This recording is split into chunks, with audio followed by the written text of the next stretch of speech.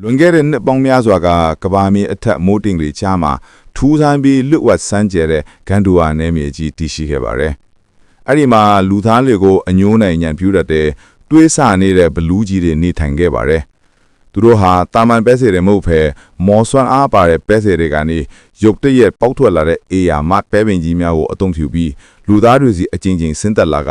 မြေပြင်ပေါ်ကလူသားယဉ်ကျေးမှုကိုအမြင့်ပြတ်ဖျက်ဆီးပစ်ခဲ့ပါတယ်။အဲ့ဒီချင်းကရှေးခစ်ဘရင်ကဘာဖြစ်တဲ့ဘရင်အဲရစ်ဟာလူခေါင်းစားရဲ့နှလုံးသားကနေဖန်တီးထားတဲ့ရွှတ်ဝက်ဆန်းကျဲတဲ့တရားတပူကိုအသုံးပြုပြီးဘလူးတွေကိုထိန်းချုပ်ကနောက်ဆုံးမှာတော့အောင်ဝဲခံနိုင်ခဲ့ပါတယ်။ဘရင်အဲရစ်ဟာဘလူးတွေနောက်တစ်ခါလုံး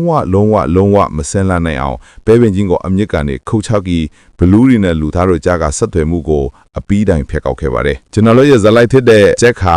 သူ့ရဲ့တူးတဲ့တော့မင်းကိုရောင်းဖို့အတွက်မြဲတော်ကိုခီးရှည်ထွက်လာခဲ့ပါတယ်။အဲ့ဒီမှာပဲနန်းတွင်စီကန်တွေကိုညီးငွေသွားလို့တာမန်အရက်တူအတွင်နဲ့ထွက်လာတဲ့မင်းသမီးအေဇဘယ်နဲ့မမျော်လင့်ပဲတည်ဆုံခဲ့ပါတယ်။ဂျက်ဟာဈေးထဲမှာလူစိုးတွေရန်ပြူတာကိုခံနေရတဲ့မင်းသမီးကိုအသက်ကိုပင်ဗရာနာမထားပဲရဲဝင်ရောက်ကူညီခဲ့ပြီးကောက်ွယ်ပေးခဲ့ပါတယ်။အဲဒီနောက်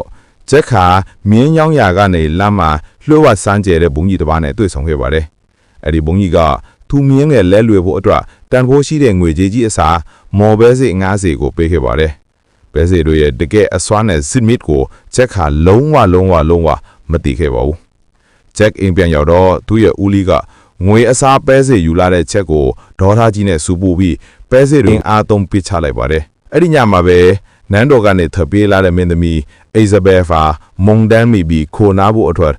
ဂျက်ရဲ့တဲ့အိမ်ကိုရောက်လာခဲ့ပါတယ်။ပြင်းထန်စွာရွာသွင်းနေတဲ့မုန်တန်းမိုးကြောင့်မြေပြင်ပေါ်ကိုကျခဲ့တဲ့ပဲစေတစ်စိတ်ဟာရေနဲ့တွေ့ကြွချွတ်ပြီးစတင်ရှင်းတန်းခဲ့ပါတယ်။စက္ကန့်ပိုင်းထဲမှာပဲမြေပြင်ကနေကွဲထွက်ပြီးအေယာမပဲပင်ကြီးအဖြစ်ဖွာလာခဲ့ပါတယ်။ပဲပင်ကြီးဟာ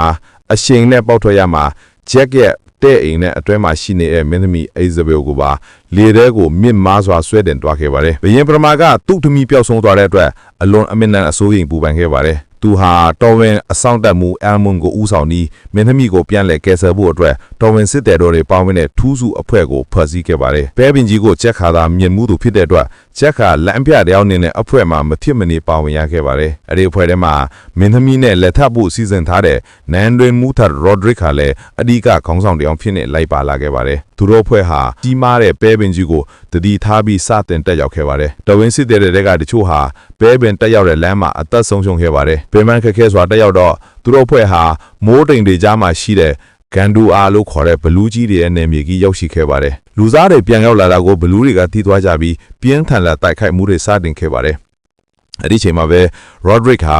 ခိုးယူလာခဲ့တဲ့မော်တီယက်တပူကိုထုတ်ယူပြီးဝတ်ဆင်လိုက်ပါတယ်။ရော့ဒရစ်ဟာမင်းသမီးအိဇဘယ်ကိုဖမ်းဆီးပြီးကြံတဲ့သူတွေကိုတပ်သားတွေရဲ့ကဘာကိုကျူးကျော်ကိုစတင်ခဲ့ပါတယ်။အယ်မွန်ဟာတိုင်းပြည်အတွက်သစ္စာရှိစွာနဲ့မကောင်းတဲ့ Roderick နဲ့တူးချင်းရင်ဆိုင်တိုက်ခိုက်ပြီးသူ့ကိုအောင်မြင်စွာတက်ဖြတ်လိုက်နိုင်ပါတယ်။ဒါပေမဲ့အင်အားကြီးတဲ့ဘလူးကောင်းဆောင် Fallon က Roderick စီကနေမော်တရက်တပူကိုလင်းမြန်စွာလူယူနိုင်ခဲ့ပါတယ်။ Fallon က